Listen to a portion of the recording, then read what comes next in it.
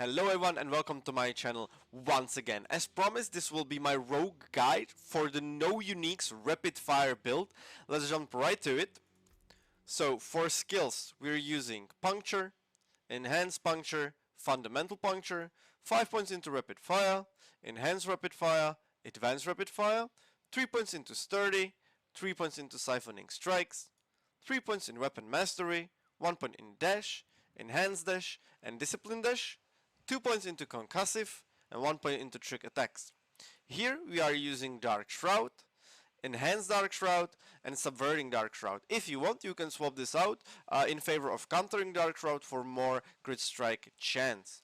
3 points into agile, 2 points into mending obscurity because we are also using stealth, concealment. And I really like the passive healing. It can get you out of messy situations pretty easily.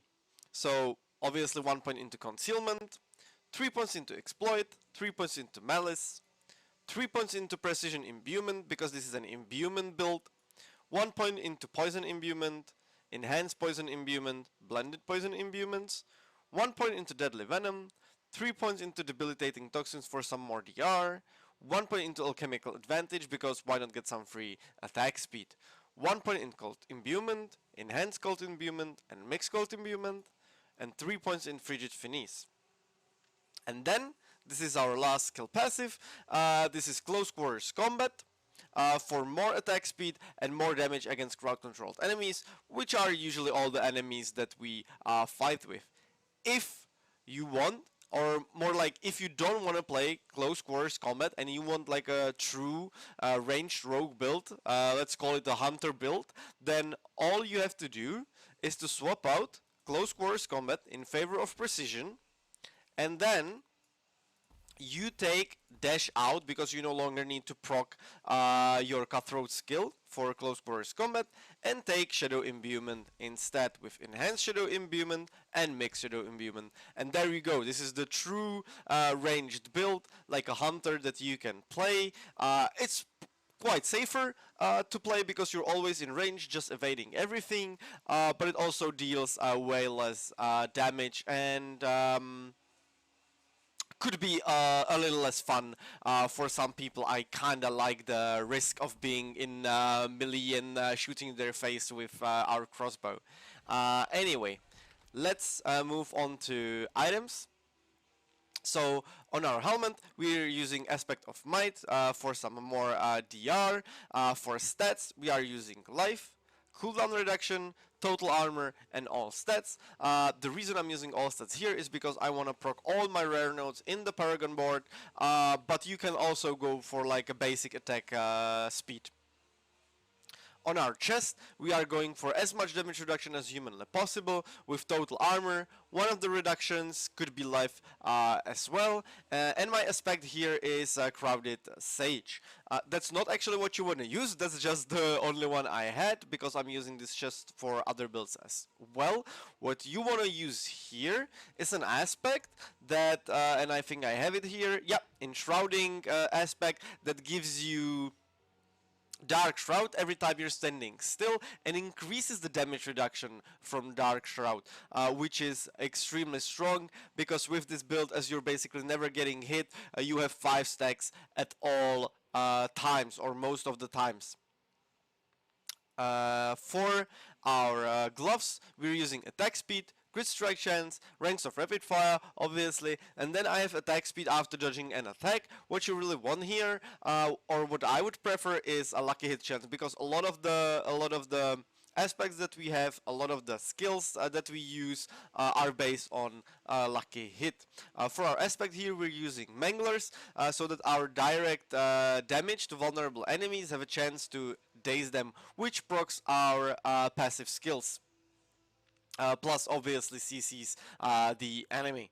For our legs, again, as much damage reduction as humanly possible. What's also important or very useful here is that our potion also grants us 30% maximum life as barrier while injured. That's a very, very strong passive. For aspect, we're going Ambrose, so that our lucky hit critical strikes with marksman skills have a chance to grant us free Dark Shroud. That's why we don't actually have it on our action bar, we're getting it passively.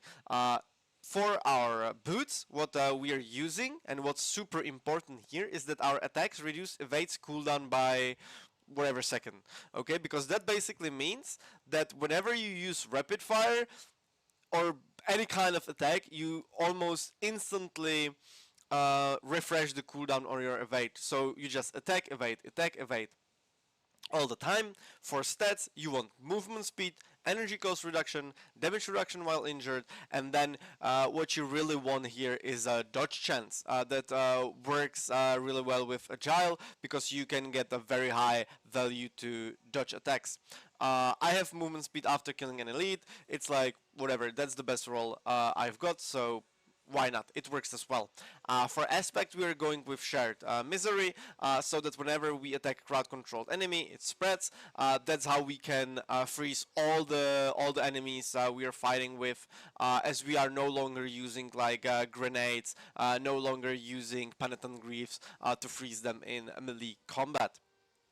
For our crossbow, what you want here for stats is crit strike damage, dexterity, core skill damage, and vulnerable damage. This is very close to a perfect crossbow. And the aspect that we're using here is repeating aspect, so that our rapid fire has a chance to ricochet.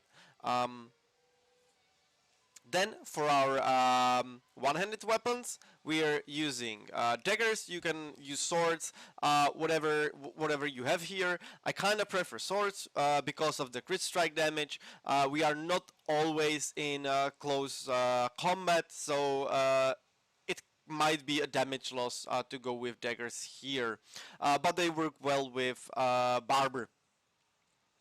Anyway, here you want vulnerable damage, crit strike damage, core skill damage, and all stats. Again, all stats because we want to proc all of our rare nodes that we're using in the Paragon board.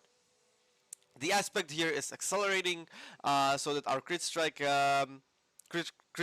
with core skills increase our attack speed. And on the other weapon, I'm using rapid aspect for even more basic skill attack speed. Basically what we're stacking here is a lot of attack speed. For our rings, what you want is crit strike chance, crit strike damage, vulnerable damage. Those are three main stats that you want at all times, and then the fourth can be maximum life, lucky hit chance, or resource generation. All of those are good. I went here, or like I've got maximum life here. Our aspect here is pestilent points. Every third cast of puncture is poison imbued with 140 of normal potency, and our heart here gives us increased crit strike damage while lowering our non-crit strikes. This is also very important with the rapid fire build. Our other ring is aspect of expectant, so that attacking enemies with basic skill increase the damage of your next core skill. I was very lucky here. It's the 10% one. Basically, because we are playing combo points that I forgot to mention, sorry about that. We're playing combo points. You do 3 attacks, so 3 combo points. You get maximum stack of expectant, and then you pop your rapid fire while evading to increase its crit strike damage, and you do an insane amount of burst. For the heart here, we're going with, I think it's called Revenge. So we have another DR. The explosion doesn't really matter. What we're going here for is the damage reduction. On our neck, what you really want here is damage reduction, ranks of exploit, movement speed, and then you can either have another kind of damage reduction or preferably bonus armor. Or if you want more damage, you can also go for like +3 all imbuement skills. Our aspect here is disobedience for more armor. And obviously our last heart is Barber, because Barber makes our rapid fire, which is usually a single target ability or single target focused ability, into a huge AoE. Now let's look at the Paragon board. I'll just quickly go over it. The whole Paragon board will be in the description down below, so you can read through it. Anyway, the first glyph that we go for is control. Then we go for cunning stratagem board with efficiency glyph. Then we go to the right where we pick cheap shot board with a glyph combat for some more crit strike damage and resource generation. Then we go up here for exploit weakness, and the glyph is ranger. It's self-explanatory, I would say. And then we go to the right for our last board, which is Eldritch Bounty.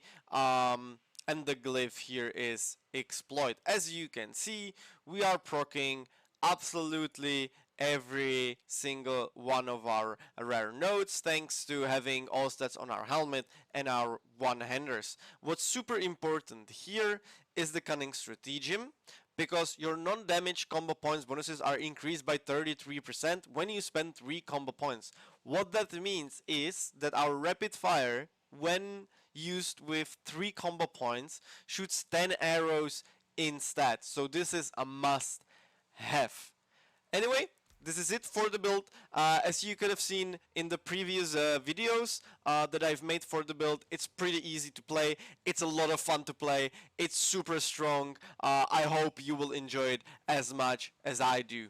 Anyway, thanks for watching and see you in the next one. Ciao.